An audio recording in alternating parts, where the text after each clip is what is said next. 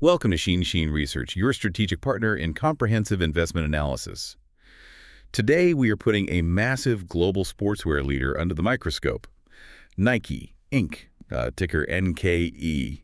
We're going to be investigating the financial health of the brand, and we're doing this based entirely on their most recent 10Q filing. This is for the first quarter of fiscal year 2026, which covers the period ending August 31st, 2025. And this specific quarter is, it's absolutely critical. It's not just about the raw numbers. It's really the first tangible financial data we have that reflects management's new, and I have to say, very aggressive and highly painful turnaround strategy. They're calling it win now. Win now. Right. So what we're looking at is a period of, intentional sacrifice, all aimed at some kind of long-term recovery. That's the idea. So our mission here is to go way beyond the press releases and really just thoroughly investigate and synthesize the hard financial facts.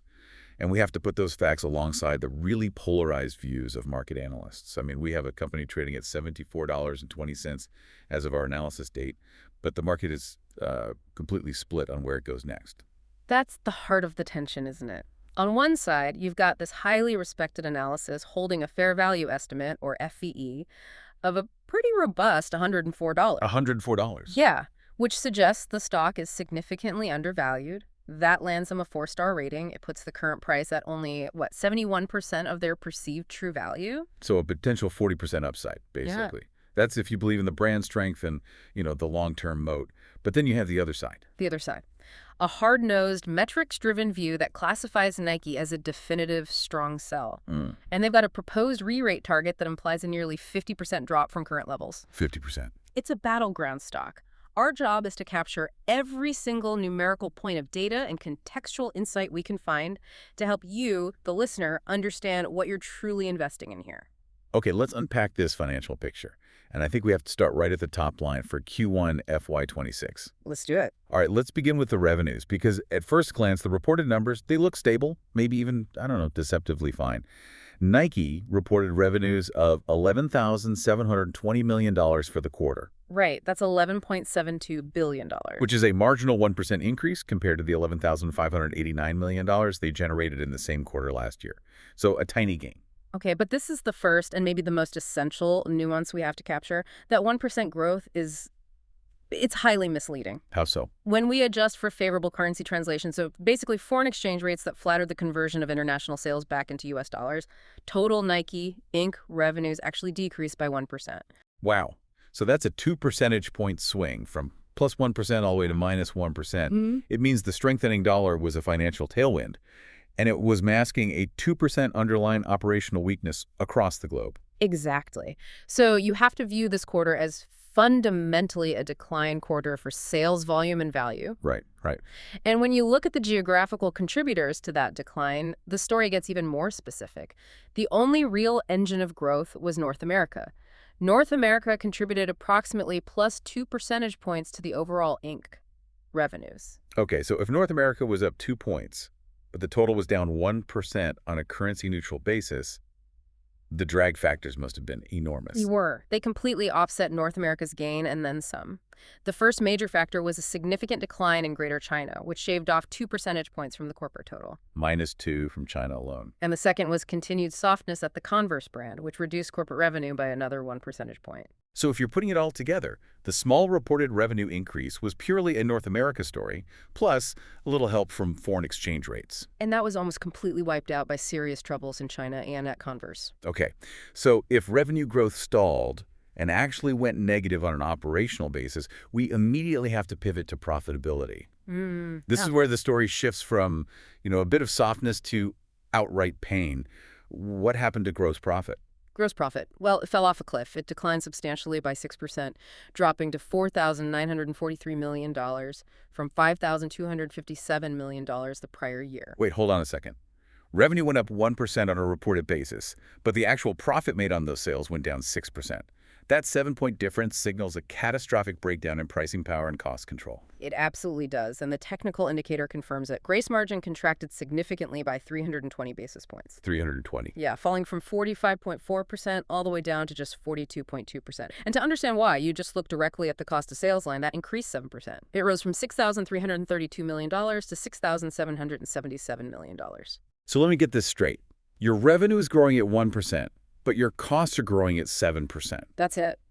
You are intentionally sacrificing profitability for volume, which is exactly what this win-now strategy demands as they just liquidate all this old inventory. That's the trade-off they're making. That margin contraction has to flow straight down the income statement. Before we get to the operating line, did management do anything to cushion this blow with operating expense cuts? I mean, they're pursuing $2 billion in expense reductions eventually. Did we see any of that relief here? They tried. They attempted to pull back, but the relief was minor compared to the margin damage. Total selling and administrative expense, or SG&A, did decrease slightly by 1%. It fell to $4,016 million from $4,048 million. That expense now represents 34.3% of revenues. A 1% cut in SG&A. That doesn't sound like a company in crisis mode making drastic surgical cuts. How was that even achieved, and was it a smart cut? Well, the cut was primarily driven by a reduction in demand creation expense. Which is their marketing and advertising spend. Yeah. Exactly. Brand, sports marketing, all of that. That expense fell 3% to $1,188 million. Meanwhile, operating overhead expense, which is your R&D, wages, G&A, that was virtually flat at $2,828 million. Cutting demand creation when you were trying to launch new innovative products and aggressively rebuild brand momentum? That just sounds like shooting yourself in the foot. Yeah. If you're trying to win now through product, shouldn't you be ramping up marketing, not pulling back slightly? That's the tension, right? They saved maybe, $40 million by cutting demand creation. But the strategic decision to hold back marketing dollars when they need to push inventory and highlight new product lines, it suggests a pretty desperate measure to control the bottom line. Right. But the core issue, as we noted, remains the dramatic decline in income before interest and taxes. Okay, let's look at that crucial metric, EBIT earnings before interest and taxes. This is the pure measure of operational health. What was the final tally? The operational performance was brutal. EBIT plummeted 28%, dropping from $1,264 million in the prior year quarter to just $904 million this year. 28%. And as a result, the EBIT margin contracted by the identical amount as the gross margin. It fell 320 basis points from 10.9% to 7.7%. The fact that the gross margin and EBIT margin contractions were identical, both at 320 basis points, that tells a really clear story. It means that the slight S&A expense cut provided zero strategic cushioning. Every single point of margin they lost at the gross level flowed directly through to operational income. Exactly. And the bottom line reflected this severity. Net income saw a dramatic decline of 31%. 31. It dropped sharply to $727 million from $1,051 million. This resulted in diluted earnings per share, or EPS, decreasing 30%, landed at $0.49 compared to $0.70 last year. A nearly one-third collapse in profitability is extremely jarring for a blue-chip company of this scale. It's a huge red flag. Before we move on, were there any other, minor financial line items we should account for? Anything in the other section? Just 2 quick points. They did improve their interest expense, income, net position slightly, moving from an income of $43 million to an income of $18 million. However, they had a net unfavorable change in other income expense, net.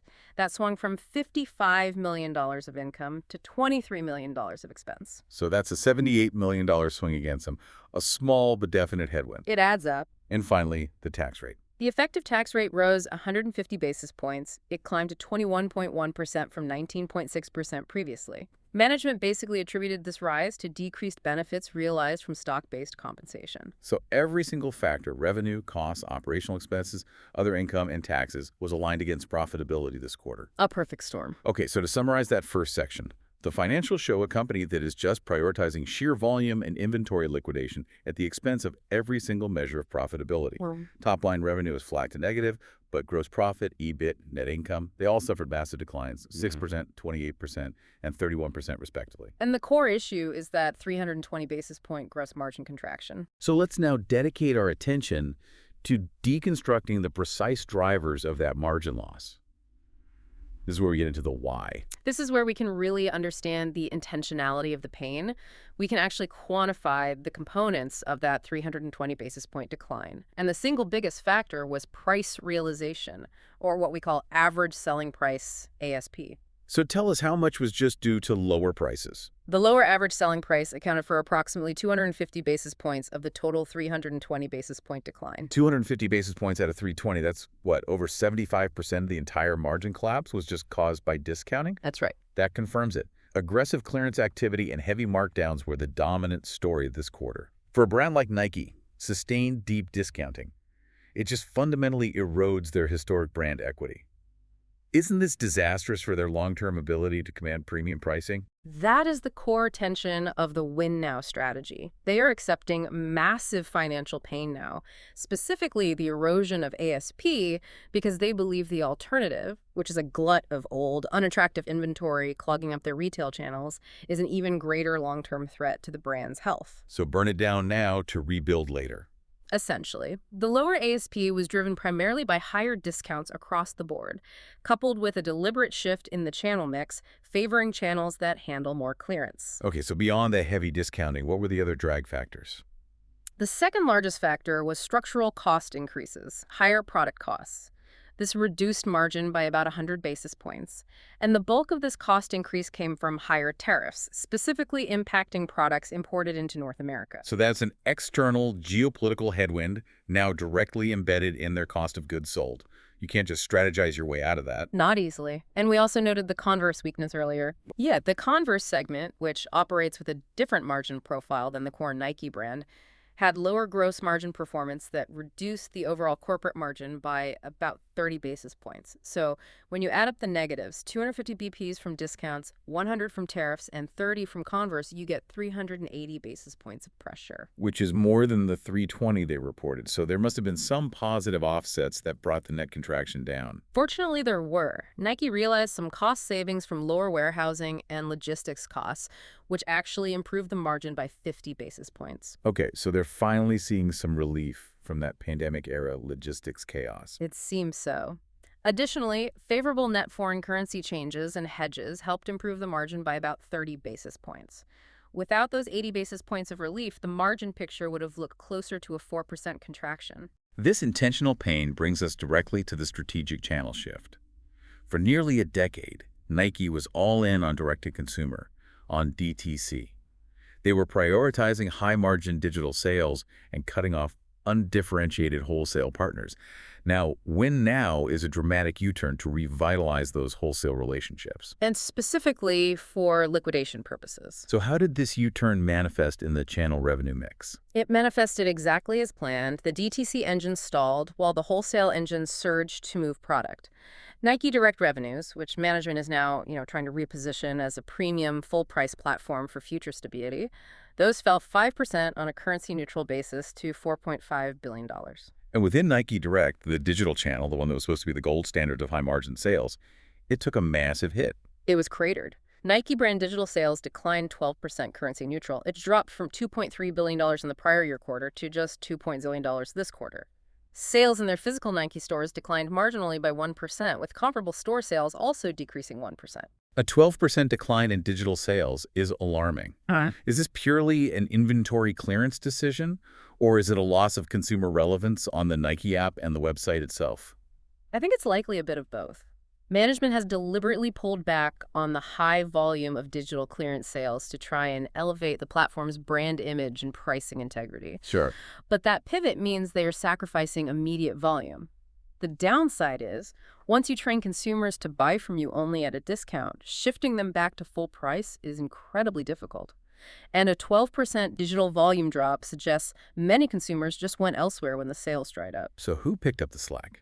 Wholesale must have been robust to keep reported revenues basically flat. Indeed. Wholesale revenues increased 5% currency neutral, rising to $6.8 billion. This increase was driven almost entirely by increased unit sales, the sheer volume of products they pushed out the door, which, crucially, were partially offset by increased discounts and higher sales returns with those wholesale partners. So they're taking product back. Yes. Management was explicit.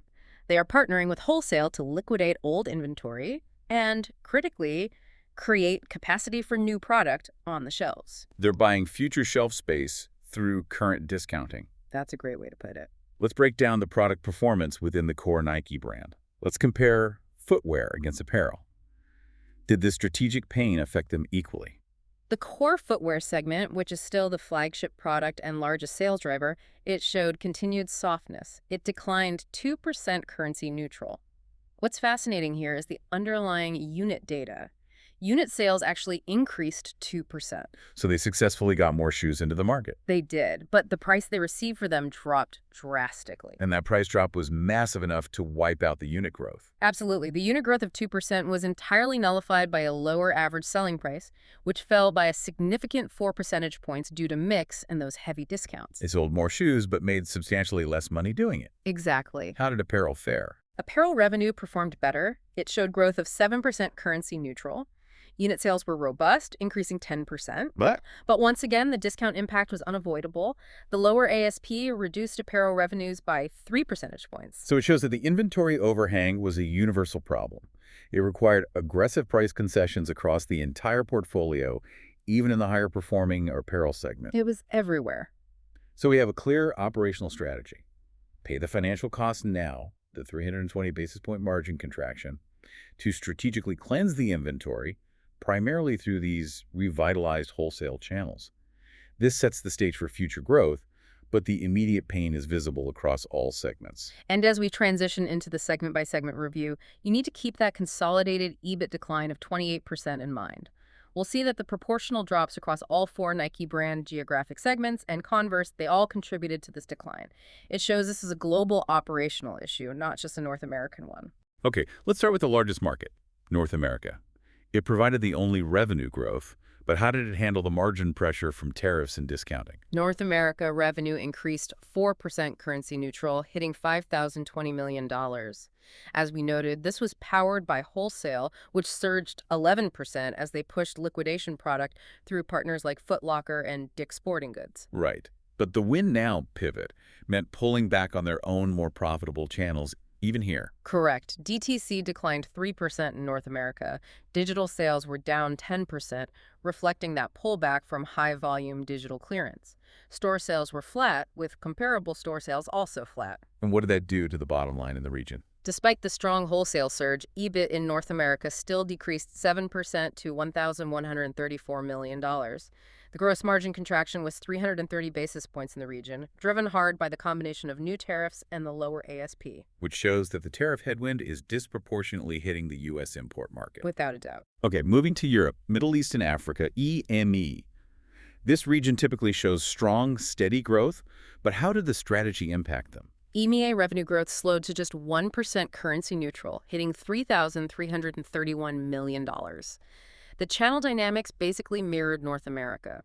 Wholesale increased 4%, but DTC declined 6%. And digital. Here, the digital business was hammered even harder. It declined 13%, while stores managed a marginal 1% increase in sales. So the margin squeeze was just as intense then. Yes, almost identically intense. EBIT decreased 7% to $735 million.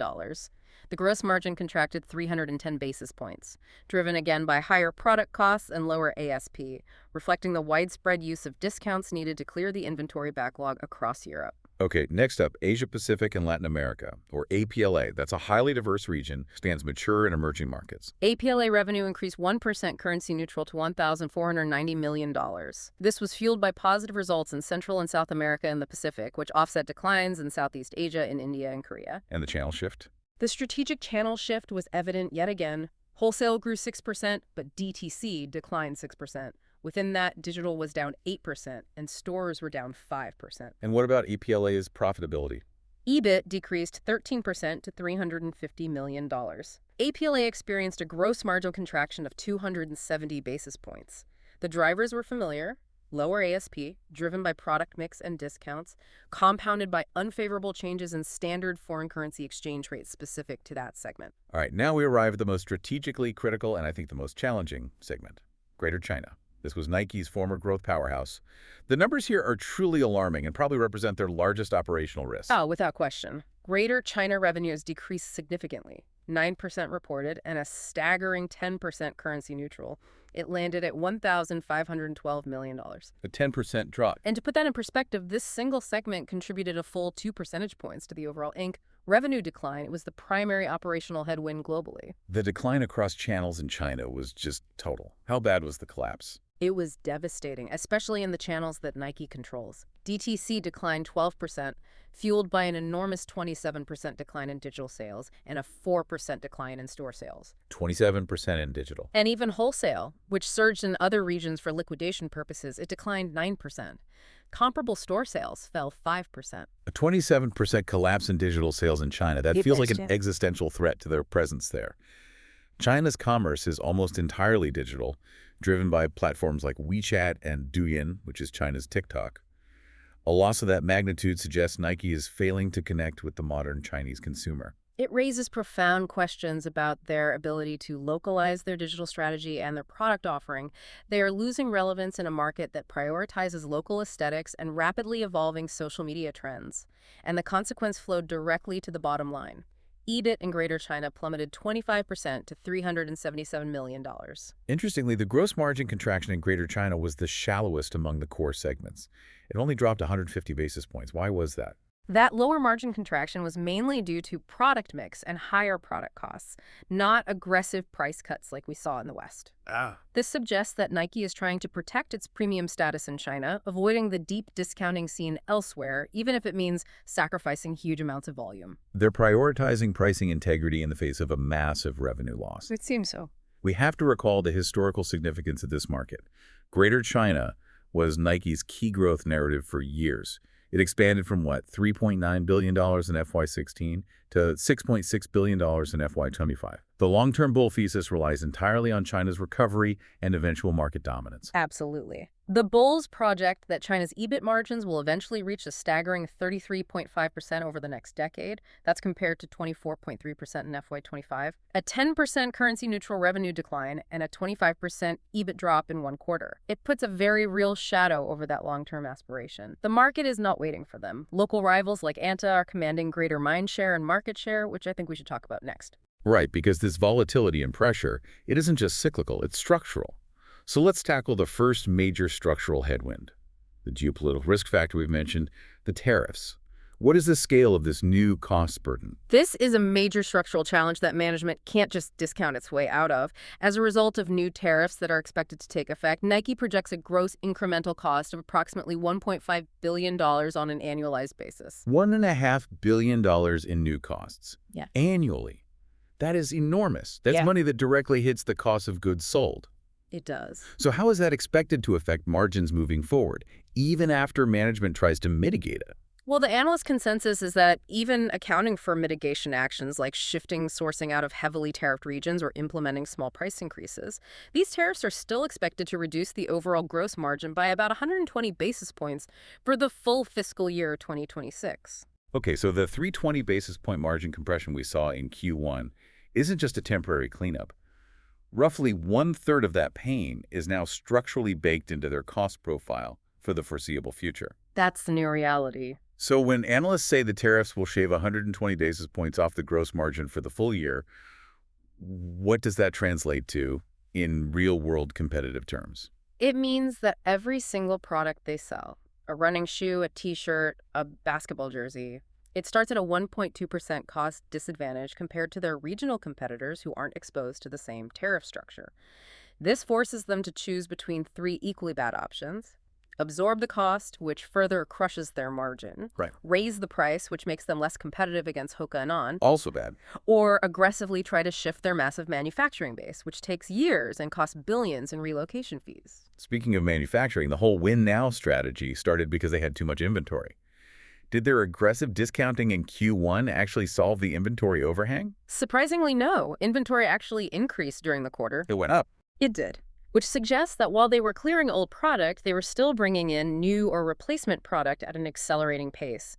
Inventories as of August 31st, 2025 totaled $8.114 billion.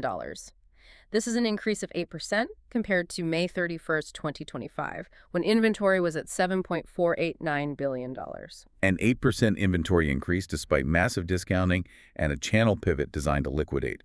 That suggests a critical misalignment between their supply planning and actual consumer demand. They're still manufacturing based on historical demand patterns, which forces them to keep marking things down. Precisely, and this feeds directly into the second major structural challenge, the competitive threat and the innovation lag favored by the bearish narrative. The argument is that Nike is reacting to the market rather than leading it. Let's delve into that specific critique. Hmm. Where has Nike fallen behind on innovation? The critique is sharpest in the performance running category, which has always been Nike's historical stronghold.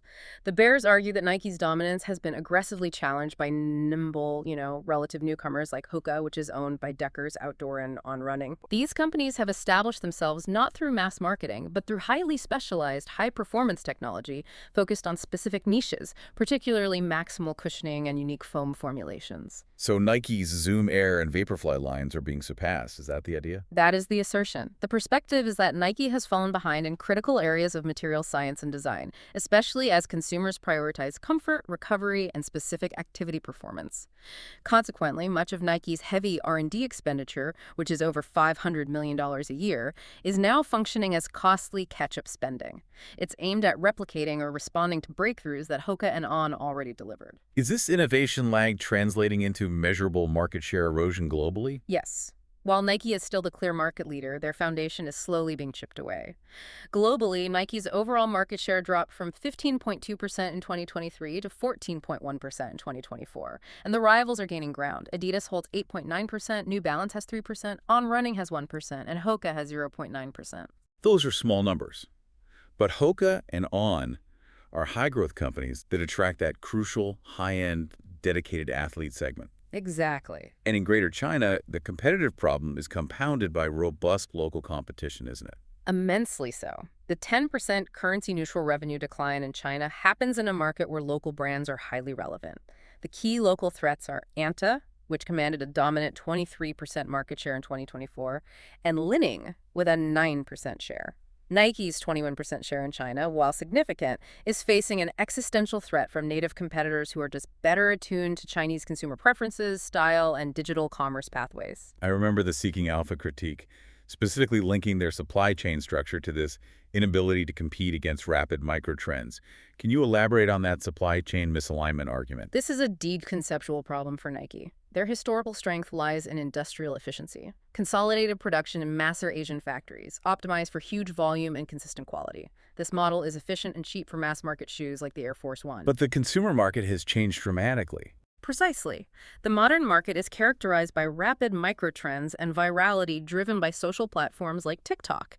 Competitors like On and Hoka operate on shorter design cycles, allowing them to iterate and capitalize on new trends within months. Nike's legacy structure is simply too slow and too rigid to respond effectively. So Nike is facing a classic innovator's dilemma. Do they stick to structural efficiency, which lowers costs but risks falling further behind on viral trends? Or do they chase every microtrend, which forces supply chain inefficiencies, smaller batch sizes, and lower profit margins? The current inventory buildup suggests they are stuck between these two choices. They're failing to accurately predict which large-scale products will succeed while being unable to rapidly produce the small-scale viral hits. Right. The Win Now strategy is partly an acknowledgement of this. It's aiming to fund the modernization necessary to chase both scale and speed. So given all this pain, the crushing margins, the tariffs, the rising competition, the inventory overhang, let's look at management's definitive response, this Win Now plan, championed by CEO Elliott Hill. The Win Now plan is designed as an aggressive, holistic, multi-year turnaround effort.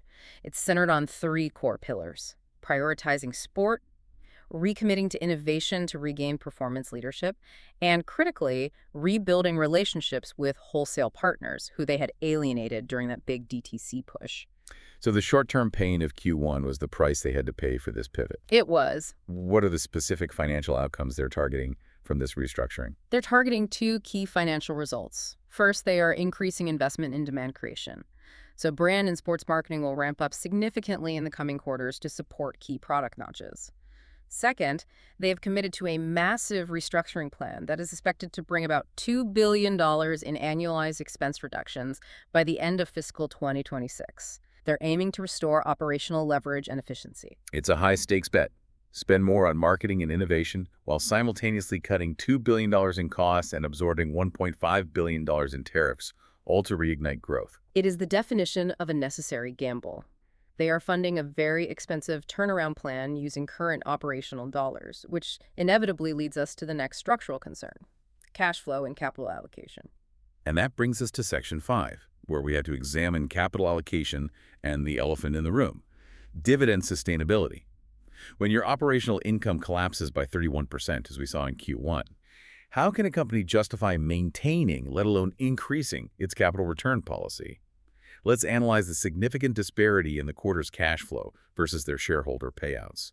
The discrepancy is, I think, the most alarming part of the bearish critique. It strongly suggests management is prioritizing market signaling over financial prudence. In Q1 FY26, Nike generated only $222 million of cash from operations. Just $222 million. And that figure is weak. It represents a sharp $172 million decrease from the prior year's $394 million. So they're generating less operating cash flow, the money generated purely from selling shoes and apparel. But what did they return to shareholders during that same period? They returned substantially more. Total capital return to shareholders was $714 million, or, more $0.7 billion. This was broken down into $591 million paid out in dividends and $123 million spent on share repurchases, buying 1.8 million shares at an average price of $68.20 per share. Okay, let me just internalize that ratio. They returned $714 million while only generating $222 million from operations. That means Nike returned capital at a rate 3.2 times greater than the cash they generated. That ratio is the basis for the unsustainable strategy claim. They had to use existing cash reserves or potentially borrow to fund the difference, which is a $492 million this quarter alone. We should also note that the stock repurchases were actually significantly moderated and eventually stopped in August because of the dramatically lower operating cash flows. So they're clearly burning through reserves just to maintain the current dividend level. That's what the numbers show. To spend $714 million when you only earn $222 million. It suggests a desperation to maintain the perception of stability.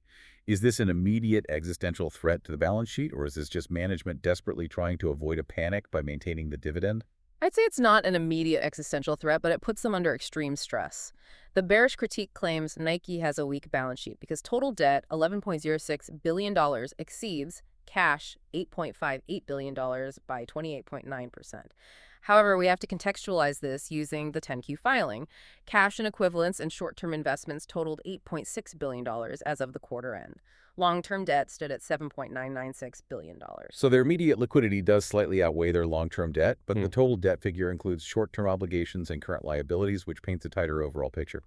But regardless, burning almost $500 million in reserves in a single quarter to fund capital returns is not sustainable. Right. The company maintains that existing cash, operational cash flow, and access to external funds will be sufficient for the next 12 months and beyond. But the pressure point is the dividend itself, which is paid out of earnings. What are the detailed arguments suggesting a high risk to Nike's reputation as a reliable dividend compounder? The first critical signal is the current payout ratio. It sits precariously at 82.1%. 82%. For a cyclical retail company, anything over 60% is concerning. 82.1% is considered by analysts to be in the high-risk zone. This ratio implies that nearly all earnings are being paid out, leaving virtually no margin for error or reinvestment. And that ratio is calculated against an already stressed earnings base, correct? Precisely. It's coupled with the 30.8% earnings decline we saw last quarter. A sharp drop in earnings while maintaining a high payout is a recipe for disaster. Furthermore, a key signal of management stress is the deceleration of dividend growth. That deceleration is a critical crack forming in the dam. Right. Prior to the recent announcement, Nike was known for consistent double-digit increases. They averaged 10.3% growth over the past 5 years. The latest increase was sharply reduced to only 2.5%. 2.5%. This is a soft signal from management acknowledging the immense stress on future earnings growth. They just couldn't justify the historical 10% raise. And looking ahead, if they are successful in their $2 billion cost cutting, what do the full-year EPS forecasts imply for the payout ratio? Well, the Morningstar forecast for diluted EPS in fiscal year 2026 is $1.65. If Nike maintains the current dividend rate against that forecast, the implied payout ratio skyrockets to over 98%. 98%. And given the unsustainable capital allocation strategy of Q1 and the projected continuation of margin pain into Q2, the bearish analyst predicts Nike will not increase its dividend next year and will likely be forced to cut the dividend in fiscal year 2027. That's a huge consequence. A dividend cut would fundamentally re-rate the stock, as many long-term holders treat Nike as a reliable, if low-yield, dividend growth machine. If they lose that reputation, the shareholder base changes and the volatility increases dramatically. It just underscores how high the stakes are for this win-now strategy. They have leveraged their balance sheet and sacrificed immediate cash flow just to keep the ship steady until the new products land and the $2 billion in cost cuts kick in. Okay, so we've dissected the pain of the past quarter and the structural problems that necessitated this turnaround. Now let's turn to the future. Let's examine the immediate outlook and the dramatic polarization in valuation that results from this strategy. What is management guiding for the immediate future, specifically for Q2? Management guidance confirms that Q1 was not a low point. They expect the pain to continue well into the second quarter of fiscal 2026. They anticipate continued near-term weakness, including a small sales decline overall. And the margin compression. Will that at least stabilize? No. They forecast a continued massive gross margin drop of between 300 and 375 basis points in Q2. Wow. This is critical. It suggests that the margin collapse of Q1, the 320 basis points, is expected to repeat or even worsen as they continue to discount and absorb early tariff impacts. They also project higher operating costs due to the planned increase in marketing investment. That is the win-now expenditure for brand building kicking in. So we have 2 full quarters of anticipated margin pain baked into the forecasts.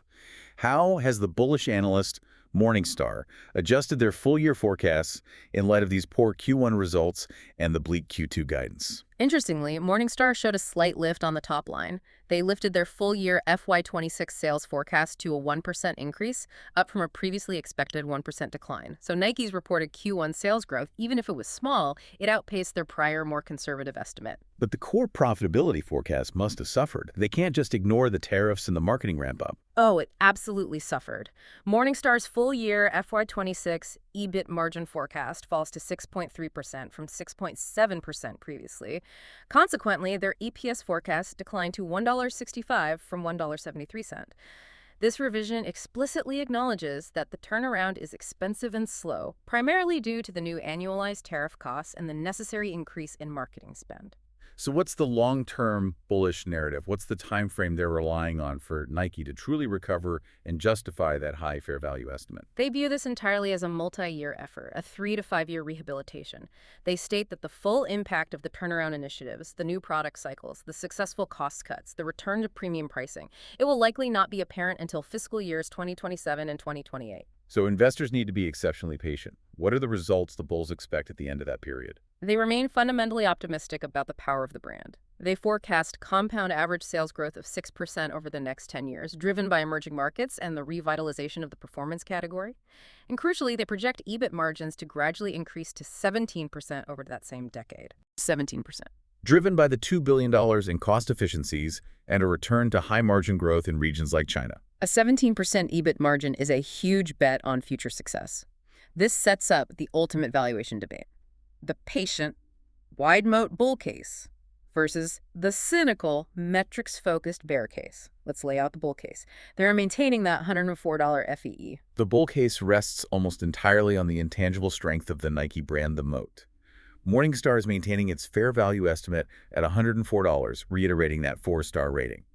They believe current investors are overreacting to short-term cyclical inventory issues and overlooking Nike's proven potential for a return to mid-teen operating margins. Their thesis requires management to successfully execute the Win Now plan, launch genuinely compelling new performance products that allow them to institute price hikes and mitigate the tariff impact. Okay, now let's pivot sharply to the bear case. The strong sell rating from the Seeking Alpha analyst. They see the valuation premium as entirely detached from the company's operating reality. The bearish analyst uses purely relative valuation metrics. Despite the expected shrinking top and bottom lines for Nike this year, the stock trades at an enormous premium compared to its rivals and the sector median. Nike's forward gap price-to-earnings, or PE ratio, is 37.26. That sounds incredibly high for a shrinking company. How does that compare to the industry? It's nearly double the industry average. They compare the 37.26 PE to the sector median of 18.87. Furthermore, Nike is trading at a significant premium to its primary growth rivals. Hoka is trading at a PE of 13.29, and On Running, despite its high growth, is at 25.64. So Nike is trading at a PE multiple roughly 3 times that of Hoka and nearly twice the sector median, all while actively destroying its margins and forecasting 2 quarters of contraction. That is the bear conclusion. They argue that the market is assigning a premium based on past performance that the current operational metrics simply do not justify. Given the combination of declining sales momentum, severe margin pressures, aggressive competitive challenges, and the high-risk dividend profile, the premium is untenable. What is their proposed corrected valuation? They propose a re-rate target of $31.80 per share. 31.80. A dramatic drop of 49.4% from the current price. And the goal is to align Nike's valuation multiple with the sector median PE of 18.87. That is a dramatic divergence. A $104 long-term view built on brand strength and potential recovery versus a $31.80 near-term target built purely on comparative financial metrics and structural weakness. It's a fundamental breakdown in how the market views Nike's economic reality. It highlights the central conflict for every investor. Yeah. Are you valuing the brand's long-term economic moat, the promise of the inevitable recovery, or are you valuing the current, rapidly deteriorating operating metrics and competitive threats? The success of the Win Now plan has to somehow bridge that $70 gap. So our analysis synthesizes a company undergoing massive, deliberate strategic upheaval. The company is aggressively executing this multi-year turnaround plan, Win Now, which necessarily involves significant near-term pain-heavy discounting, profound margin contraction, the shock of new tariffs, and decreased digital traffic volume. And that strategic pain is the cost of reclamation. It's aimed squarely at long-term brand health, clearing the massive inventory, rebuilding the essential wholesale network, and reigniting innovation to combat these nimble rivals. However, this high-stakes, expensive strategy is materially taxing current operating cash flow. It's forcing the dividend profile into the high-risk zone, and it is the reason we see such highly polarized market valuations. The ultimate success of Win Now hinges not just on restructuring finances and delivering the promised $2 billion in cost cuts, but on whether Nike can quickly reclaim its innovation leadership against agile competitors like Hoka and On.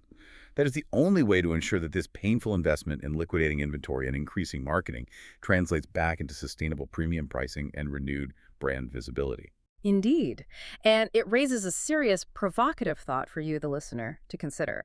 The bull case relies on the premise that Nike's moat is wide enough to return to that 17% EBIT margin. But what happens if the $1.5 billion in annualized tariffs become a permanent, multi-year feature of their cost structure? And what if the heavy investment in new product lines, which require huge marketing spend, simply fail to resonate in a virality-driven, trend-driven market? If the innovation lags continue, those projections look much more like an aspiration than a certainty. With that, we conclude our coverage for this video. Thanks for joining us. Sheen Research, Mindful Markets, Measurable Meaning.